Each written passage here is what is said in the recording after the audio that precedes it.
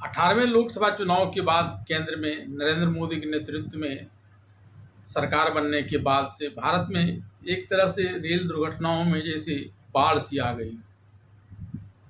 आए दिन कहीं न कहीं से रेल दुर्घटना की खबर आ जाती है। एक ही पटरी पर दो ट्रेनें और फिर एक के बोगी का दूसरे के बोगी पर चढ़ना, लोगों की जान जाना, ये आम खबरें हो गई थी। और प्रारंभ में इसको दुर्घटना के दृष्टिकोण से देखा जाता था, रिस्पॉन्सिबिलिटी फिक्स करने की बात आती थी। लेकिन जब यह मिला जांच के क्रम में कि कहीं पटरी पर सीमेंट के बॉर्डर डाले गए, और अभी कानपुर वाले दुर्घटना में जिस प्रकार से एलपीजी सिलेंडर मिले, एक्सप्लोसिव मिले पटरियों के बीच में, और फिर उसके दूसरे ही दिन अजमेर में भी इसी प्रकार की घटना घटी, सीमेंट के पोल रखे गए पटरियों पर। तब 69 वर्ष की उम्र में कमल हासन ने अमेरिका के टॉप इंस्टीट्यूट में आर्टिफिशियल इंटेलिजेंस यानी AI में एडमिशन ले लिया है, और इसके लिए वे पिछले हफ्ते अमेरिका पहुंच भी गए। और ये आतंकवादी भारत कमल हासन AI कोर्स के लिए 1-2 हफ्ते नहीं बल्कि 90 दिन यानी 3 महीनों के लिए अमेरिका गए हैं।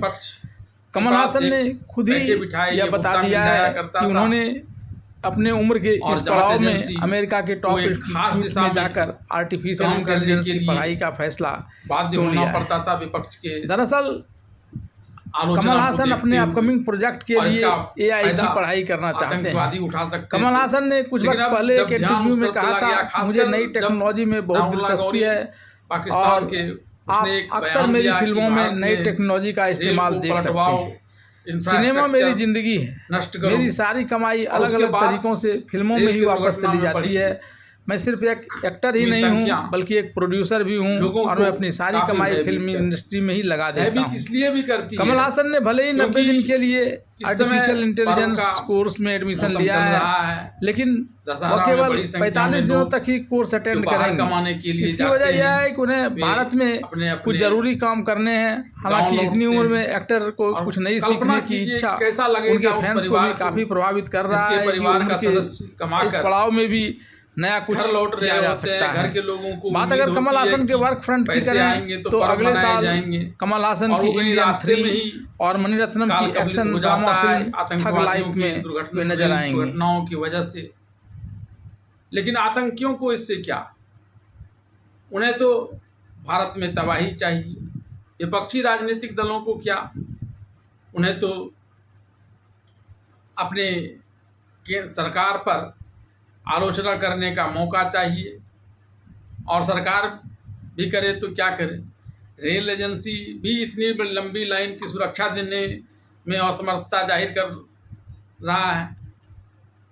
लेकिन सवाल यह है कि आखिर कोई न कोई निदान तो ढूंढना ही पड़ेगा। एक तरफ आतंकी कार्रवाई को लेकर एंटी स्क्वाड सभी जगह लगाए जा रहे हैं, कानपुर की घटना के बाद भी, अजमेर की घटना के बाद भी, ये एक अलग दिशा में काम करेगा। लेकिन सुरक्षा की व्यवस्था तो सरकार को ही करनी होगी, और वो तो हाथ खड़े करने से काम नहीं चलेगा, क्योंकि लोगों की जान बहुत कीमती होती है। हर दृष्टिकोण से समाज के लोगों को भी जुटना होगा, विपक्ष को भी जवाबदेह होना होगा, और सरकार की जवाबदेही तो सबसे बढ़कर है। अब देखना दिलचस्प होगा कि आगे सरकार, विपक्ष और समाज किस तरह से रेल दुर्घटनाओं को रोक पाता है, खासकर त्योहारी मौसम को देखते हुए। यह तो वक्त बताएगा। लेकिन फिलहाल इस प्रकार की घटनाएं काफ़ी चिंताजनक हैं। बीते वर्ष जून से अब तक 17 ऐसे मामले सामने आए हैं जब रेल की पटरी पर लकड़ी के मोटे टुकड़े, पत्थर, गैस सिलेंडर आदि रख दिए गए या फिर सिग्नल से छेड़छाड़ करने की कोशिश की गई। इसके अलावा कई सोशल मीडिया इन्फ्लुएंसर की ओर से पटरी के अवैध इस्तेमाल की भी खबर सामने आई है। इन सभी मामलों में केस दर्ज किए गए हैं और जांच चल रही है। इसके अलावा संवेदनशील इलाकों में पटरी की पूरी निगरानी की जा रही है। अधिकारियों ने बताया कि इतने लंबे रूट पर पटरियों की जांच करना संभव नहीं होता है, लेकिन फिर भी पूरा प्रयास किया जा रहा है। कई मामलों में तो नाबालिग को भी अरेस्ट किया गया है। रेलवे सूत्रों का कहना है कि इन मामलों में किसी आतंकी साजिश से भी इनकार नहीं किया जा सकता है। यही वजह है कि कानपुर में जब घटना सामने आई तो मौके पर आतंकी रोधी दस्ता भी पहुंचा। महाराष्ट्र के सोलापुर में भी हाल ही में ऐसी घटना सामने आई जब रेलवे ट्रैक पर एक स्लैब रख दिया गया था। यहाँ भी ड्राइवर की दृष्टि से इसके अलावा वंदे भारत एक्सप्रेस समेत 2 ट्रेनों पर बीते सप्ताह में पत्थरबाजी की घटनाएं हुई हैं। ऐसी घटनाएं रेलवे की सुरक्षा को लेकर चिंताजनक है, तो वहीं यात्रियों के बीच भी सुरक्षा का अभाव पैदा करती है। और ख़ास करके इस समय पर्व का समय होने के कारण बड़ी संख्या में लोग ट्रेनों से अपने घरों की ओर वापस लौटते हैं।